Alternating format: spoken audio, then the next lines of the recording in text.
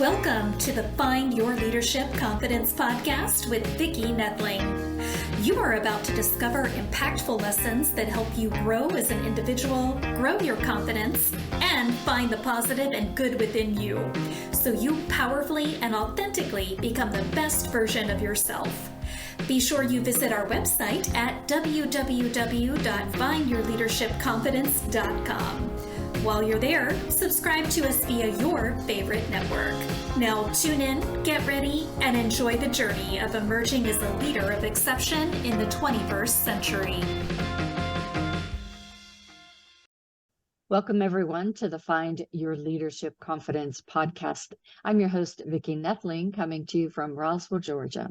The goal of this podcast is to bring topics and guests that will empower you to become that confident leader and take your business and your life to the next level. Today, I am very excited to be talking with Juan Taveras. And let me tell you about his background. So Juan is a people-oriented human resources and diversity, equity, and inclusion professional. That's DEI for those of you that like acronyms. With 17 and really probably approaching now 18 now that we're in 2024 years of experience designing, orchestrating, and championing inclusion workplaces, initiatives that foster psychological safety, strengthen organizational alignment, and increase engagement. An advocate for advancement of diversity, Juan helped leaders create equitable and inclusive work environments by leveraging keen understanding of nuances and sensitivities involved in spearheading organizational-wide culture transformation. Juan is a highly engaged, intuitive, and collaborative leader who builds strong relationships at all levels with a talent for advising and coaching leaders, gaining trust and convening stakeholders to co-create vision and strategy. Juan's unique blend of experience and passion for the human resources profession make him an ideal partner for any leader looking to bring out the best of their team. In addition to his professional experience, Juan is a husband, a father, and an entrepreneur. Juan lives in Phoenix, Arizona, and his wife and 3 daughters, and he is also the co-founder and CEO of DEI Pro Finder, a public online directory for DEI consultants. And in his spare time, which I'm sure there's not much of, Juan can be found doing homework and or playing with his kids, working on house projects, cooking, while dancing the salsa, merengue, and bachata, or watching romantic comedies, yes, with his wife. Hallmark Channel all the way. Okay, so today we're going to have a great conversation about something that's near and dear to probably both our hearts, and that is knowing your values so you can add more value. Please join me in welcoming Juan Taveras. So, Juan, simple question. We said you were from Arizona. How long have you lived in that part of Arizona? Yes, in Phoenix, Arizona. Yeah, and we're specifically on the south side of the city in the Valley of the Sun. We've been here 5 years now. We moved here from New York in 2018. Yeah, it's so funny. You're a lot younger than me, but whenever I was your age or a little younger than that, we all thought of Arizona as where you went to retire. But that's not the landscape anymore. There's, great mixed diversity in that area. And yes, first time I ever went there, I thought, oh, it's going to be just desert or like mountains and things like that. I was surprised to see green. Yeah. Yes. Me too. When I first came here, it's not as lush as the East Coast, but no, there's definitely green. Yeah, yes, but we could go into a whole discussion about Lake Mead from that too, though. Another podcast, another time. Yes. All right. So let's get into the questions. And so I'm sure with your diverse background and your skills that you have, there was, though, a why. Why did you get started in this adventure as an entrepreneur now? You could have stayed in the corporate world, you trying to make a difference as an HR person. So what was that driving force, that's your why, your passion, that really allows you to be excited about every day as you get up? Yeah, I love this question. And I have a primary why, which is my family. Yeah. And the reason that, to answer your question, that I left the corporate world and became an entrepreneur is because I needed and wanted more time with my family. And so my wife and I have 3 daughters. I don't know if you can see the sign behind me. It says girl dad. 7, 4, and 18 months old. So, full house, lots of fun ages. And I don't want to miss a minute of this time. So, to your point, I had a very successful career in the HR leadership space, specifically in the nonprofit sector. That's where I spent most of my time. And I realized the higher I went up the ladder, quote unquote, the more responsibility I got and the more time my job took. It was, I don't remember the last time I worked a 40-hour week as a full-time employee, right? And a leader. So the work was pulling me away from what mattered the most to me. So when I transitioned over to become an entrepreneur, I had the opportunity to design my work and my schedule around my children and my wife. So now I get the best of both worlds. Yeah, that's very important. Yeah. So, and I have a grandchild that's 4 and the other one is 8. No 18-month-olds. I would love to have another baby in the mix, but that's not in the cards, I guess.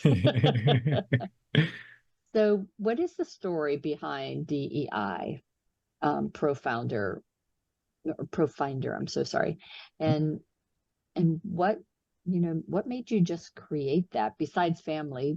Because you could have done gone a lot of different paths with the skills that you have. But why was it important that you had this be your direction? Yeah, that's a good question. So the idea for DEI Pro Finder was born out of a personal need I had as an HR leader,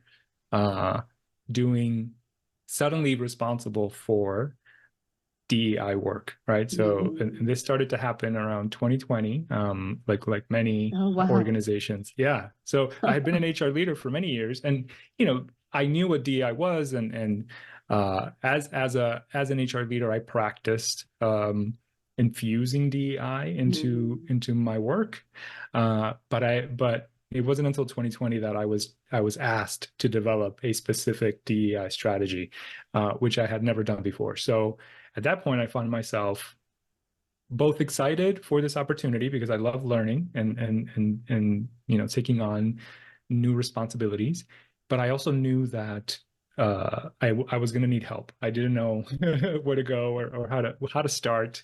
What should be included in a DI strategy? What are the things that I should be thinking about? My first step was to gain some knowledge. So I got certified. Cornell and Georgetown and a number of other universities offer programs, certification programs. So I did a couple of those, which helped. But when it came down to finding consultants to execute some of the strategy pieces, I hit another roadblock and had some real challenges finding the right fit consultant for the work that we were trying to do. So I eventually did, but it took a very long time and it required a lot of effort and energy on my part. And I thought to myself, there has to be an easier way. So I remember one afternoon talking to my wife, actually venting to her, if I'm being honest, I was gonna say, yeah, about my challenges. And a quick note about my wife: she's a clinical psychologist, and she has a private practice here in Phoenix, very successful in our local hometown. But when she started her business, there's a directory called psychologytoday.com, where mental health professionals create a listing and post their information about their business.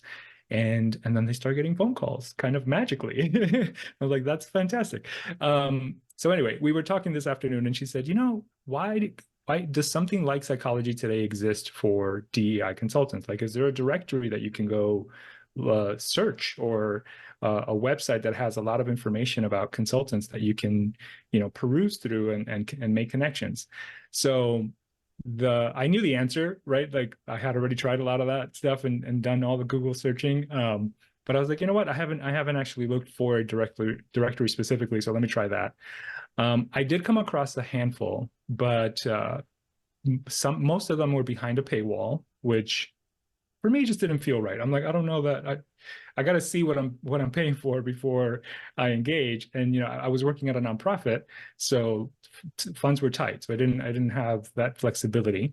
And then I did find another directory, but it was very limited, and it was a directory was sort of a conglomerate. Like, all of these consultants came together and decided to create this site together, which is great. And actually did end up making a couple of connections through that site, but it wasn't a robust public, repository of all the different consultants out there. So that's where this idea was born. I was like, so we're trying to be the Psychology Today of DEI professionals, right? So my wife and I started to work on it in the summer of 2022. When we were home with our newborn. It was a good opportunity for us to bond with our new baby, but also sort of grow a new baby, right? A new business. Yeah. And then I eventually left the corporate world in late 2022 to do it full time. And from my experience, and 2020 actually is much later than I would have expected. I know the large company that I was with, it was probably in the mid 2000s that diversity and all of that discussion was going on. And you're right, there wasn't a roadmap to what to do and the sad thing is that a lot of companies that I knew of that got involved with that weren't doing it, I think, for the right reasons. It was, well, I guess we got to do this kind of thing rather than, this is something important.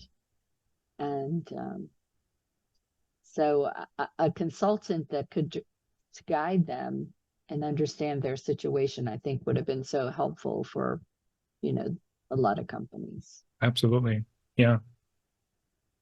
So when you think about this, it's really isn't just about meeting some requirement or checkbox. There is a psychological piece to this that and you want to have happy employees. You need to have a safe, healthy environment, and that is not only physical but mental. So talk to us a little bit about psychological safety and what you do. Absolutely. So I mentioned that my wife is a psychologist, so we talk about this topic quite a bit at home and sharing about our experiences, and she's coached me. She's so much on ways to navigate challenges in the workplace when I was an HR leader. So when I started to do this work with DEI Pro Finder and started to engage with organizations and supporting them in their strategy development, I got an opportunity to do some focus groups, which were really powerful, and learning, sitting with staff members and employees from different organizations and hearing from them what were their concerns or challenges with some of this work, because the organizations that were hiring me around this time were dealing with a similar pushback or resistance to this work from their staff members. So through these conversations, I started to I picked up a theme, right, and it was this. It pointed to this lack of safety, this staff members feeling like leaders were not walking the talk, right? And saying that something was important, but then behaving in a very different way, which causes people to not know what is real or what is true, or who they can trust, or can I really show up authentically like you say you want me to, but I don't know if that's true, or if you're going to treat me differently if I start behaving in the way that is more aligned with my identity, as opposed to this sort of professional mask that I'm wearing in the workplace. So it was really fascinating to me. So that's where this idea came from. So Lauren, my wife Lauren, and I designed and created a course for leaders on how to create psychological safety on teams, and once created, how to maintain it, because it's not a switch, right, that you flip. It's a daily practice, and we talk about the importance of and everyone's responsible for this, right? So you've got HR leaders that, what I like to think about it is that they sort of develop the container within which this culture exists, but then the leaders are sprinkled around inside this container and have the power to influence those immediately around them, right? So they have all these little micro ecosystems inside of an organization. So the leaders are also need to be responsible for ensuring that their teams have what they need, their staff members. And that requires this, which brings it back to the topic of this episode about their values, right? So there is a need for us to have a deep understanding and connection to our personal values so that we can show up authentically and not be threatened by anyone else's existence or something someone might say, because when we start holding back, when we start behaving in a way that isn't authentic to us, that's when those environments sort of turn into toxic places, and people don't know what's going on or who to trust or what's true. So so that's why we started doing this work, because we see it now as a precursor to any diversity, equity, and inclusion work that you do. Like, you really have to start by ensuring you have this foundation in place of safety before we dig any deeper. And I really think it's important, because when we talk about values, trust and fear are two, and all of that is wrapped around change management. Change management is hard in any corporate environment. You have now multiple generations. And so that fear and that trust is all over the board. Yeah. And for you to feel safe to be who you are authentically, you have to really deal with all these different things and trust on both sides. I remember, I guess it was about 2007 when I first was, as a manager, told this person identifies as a female, and therefore they're going to be using the restrooms. And so as a female, the first things that came to me was, well, what if they're not truly that way and they're going to take advantage of me in the restroom? And then that was a fear that was from ancient times. But it's one of those things that your point about educating the folks and really having the opportunity to talk out the feelings in a safe environment and no judgment, so that you get to understand, because you can't get to change until you understand. And then once you understand, then you can build the trust. Yes. And then you can build the fear, alleviate the fear, and you can move on. But until then, you can't. And you're never going to, until you get to know what their values are and how they aren't going to impact negatively your values. Yep. You can't move on. So it's to try to do what you do without aid of a consultant, I think is very, very difficult. 100%. I couldn't agree more. I just love what you just shared, and thank you for sharing that example, because it's such it's still to this day a very relevant one. And you're right that we have to, in order to accept and embrace that change, we have to process what it is that we're feeling. And part of the work is coming face to face with our own biases, right? And as we know, or I shouldn't say that, because many people still don't understand what unconscious biases are. They're unconscious for a reason. We are not always aware of our biases or why they exist. So it requires work to bring them to our consciousness and then unpack them and explore them, so that we can better understand each other and start to build that trust and start to embrace change. Because what happens when we don't go down that path, as challenging as it is, I'm not going to say it's easy, it's very difficult, is that we end up, again, withholding. Now I'm going to pretend, or I'm going to do what I have to do to get by, or I'm going to walk on eggshells. A lot of things are going to go unspoken, and then that it just starts to eat away at your culture. And if you think, as a business owner or leader, that isn't impacting your customer experience or your bottom line, then that's another podcast I know. we can talk about. But it's so important. Yeah, that's one of the reasons why I work as a speech coach, is because, and I work with kids too, because what I see is, to have those important discussions, you have to feel confident enough to have those important discussions.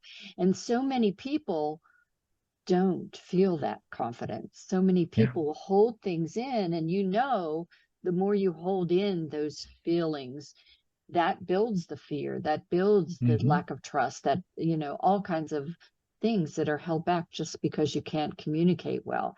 And to do what you need to do, even with a consultant, you need to be able to have those conversations. Yes. So what is the hardest thing you ever had to do professionally? Ooh. I have to think about this one. There are a few things that come to mind. Narrow it down. Yeah, I would say two things. So one, and this, you probably hear this a lot from HR professionals, but anytime that I had to terminate someone's employment, no matter, and unfortunately I had to do it a lot it's been 17 years, so had a lot of opportunities to do that. But every time it was just, I didn't like it. It was, and I don't know anyone that would, but still, it was never for me a business process, right? It was, but I couldn't stop thinking about the person on the other end of that transaction. And what ate at me the most during those times is having this information, because oftentimes I would know weeks in advance, right? As an HR leader, we're planning for this in advance, and we're working with legal and all the things that have to be put in place in order for a termination to happen. So having that information and interacting with that individual, in the workplace, knowing what I know, and anyway, so those were really, really difficult times when I look back on my career. But to give you a more recent example, it's related to the diversity, equity, and inclusion work that I do now, and spurred from out of all of the change and transition that we were managing throughout the COVID-19 pandemic. And I remember one specific example about my employer at the time considering whether or not to mandate vaccines, and how I didn't agree with that. Even I, as an HR leader, didn't feel safe speaking out to my leadership team at the time about why I didn't feel like that was right from a DEI perspective. And my personal opinion aside on vaccines and all that stuff, it's more about what it would represent for the workforce, like as a and what it would do to our culture if we're mandating something like that. But anyway, having to navigate those conversations was also very challenging for me. It was one of the first times in my career where I wasn't aligned with my leaders. I most of the time I was, but this, and it was one of those instances where I was like, okay, this is new, this is different. I gotta breathe into it because it was a sort of an awakening for me of ultimately something that I talk about now with my coaching clients is it made it crystal clear to me that there is an unspoken sort of an agreement, right? Always at the table as an employee, that you're an employee. Like this is you're taking on the identity of this company to do the work that you do, and ideally that identity is aligned with your values. But when it's not, what do you do there? So, so that was, I rambled on a bit there, but it was an example of a time where my personal values were challenged and I had to make a decision about what to do. And So how do you define inclusion? And if you could give us maybe an example. Absolutely. So for me, and I'll tie this back to how I started my career. I've been in the HR space, like we said, many years, but I started actually in the hospitality industry, managing restaurants and hotels, and I went to school for hospitality. And something that I learned through that experience that has stuck with me and I bring into my HR work is the importance of creating spaces that are welcoming, warm, friendly, where people feel comfortable, and in the restaurant and hotel world is where your guest wants to be and come back and tell their friends about, right? So I bring that mindset into the workplace and making sure that we're creating, with whether I'm the leader or coaching leaders, how are we creating spaces where everyone can feel seen and heard and ultimately able to do their job at their best, right? Showing up as their best selves. And I really think as a final piece, if that individual, even if we go to the onboarding piece, I really think as I interviewed folks, I asked those open-ended questions to try to understand if their values, if they even knew what their values were. Sometimes people don't, but what their values were, if they were aligned with the company's values and mission and all that kind of thing. Because as you interview hundreds and thousands of people, you start to see, well, maybe there's more that we can do as a company. And so I think that's where the whole conversation about this change for diversity and, equity and inclusion needed to be. And so how are companies doing as you are going out and consulting? Yeah, I've noticed and maybe this is limited because I'm not working with all companies, but based on what I'm reading and what I'm seeing in my own work, and then thanks to this, directory of consultants that I have direct access to, right, I get to hear a lot about what's going on. So there are certainly a subset of companies that we hear about in the news and social media that are pretty much done with DEI, quote unquote done. They're eliminating DEI roles and positions. They're cutting budgets, et cetera. And that's sadly happening. The reasons we're hearing for that is that the work didn't have the impact that they were expecting. Now I can talk a lot about the reasons for that, but that is certainly a subset of what's happening. You have, though, organizations that, the vast majority, in my experience, are pausing this work, are being very intentional with taking a step back and reassessing. So they are asking questions about, this didn't work, why not? What did we do either wrong, or what did we miss, or what could we have done better or differently? And this is where I start to introduce this idea of psychological safety. It's like, maybe you rushed into this work before your workforce was ready for it, before you could actually ensure that there was safety in your workplace, so that people can have these challenging conversations, right? So that's, I would say, the vast majority. And then a smaller group, if you're looking at this at the extremes, are still not doing anything, and they haven't all this time.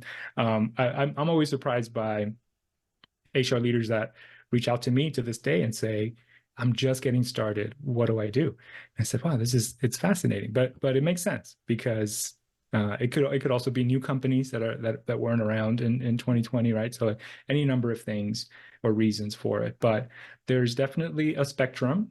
The extremes are probably the ones that are getting the most attention, but in my experience, again, the vast majority of companies are reassessing and being more deliberate about how to move this work forward.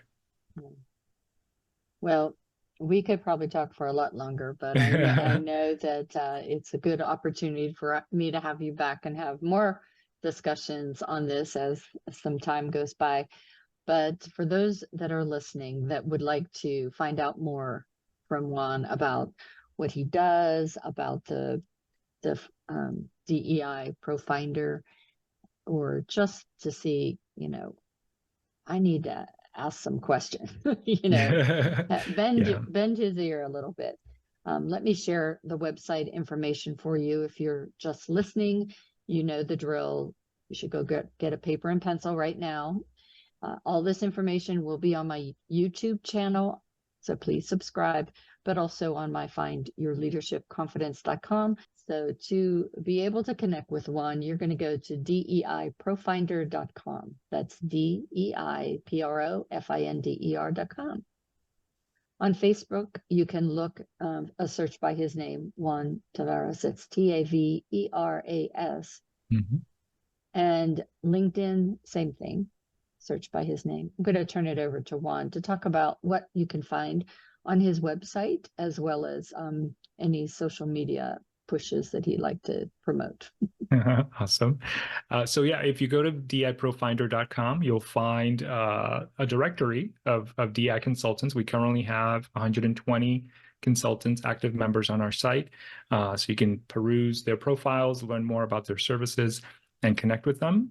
If you're an HR business leader that, like I said earlier, are just getting started doing this, or are in that reassessment phase and need some support, I offer one-on-one coaching and consulting, and can also do a matching process. So I will learn more about you and your needs, and then provide you with a short list of 3 consultants from our directory that have been vetted and I know will be a good fit for your work. And then lastly, like I mentioned, I believe my wife and I created a course on psychological safety. So if there are any leaders listening that are struggling with toxicity in their workplace or on their teams and want to change that and want to become a more inclusive leader, also visit our website and learn more about our course. Awesome. So Juan, it's been great chatting with you. You have a long road ahead of you with all the companies, but it's good to know that people who are understanding the need for this change and the importance of it can reach out to somebody to at least get some guidance. And I think that's why so many programs fail, is that they just didn't have really the map that they needed to really navigate this change. Yep. I agree, Vicki. Thank you so much for having me. It's been a pleasure. You're welcome. So as always, I remind everyone that life is a journey, and it's up to you to enjoy the ride. This is Vicki Noethling signing off. Thank Thank you for tuning into the Find Your Leadership Confidence podcast with Vicki Noethling, where we share impactful lessons that help you grow as an individual, grow your confidence, and find the positive and good within you so you powerfully and authentically become the best version of yourself.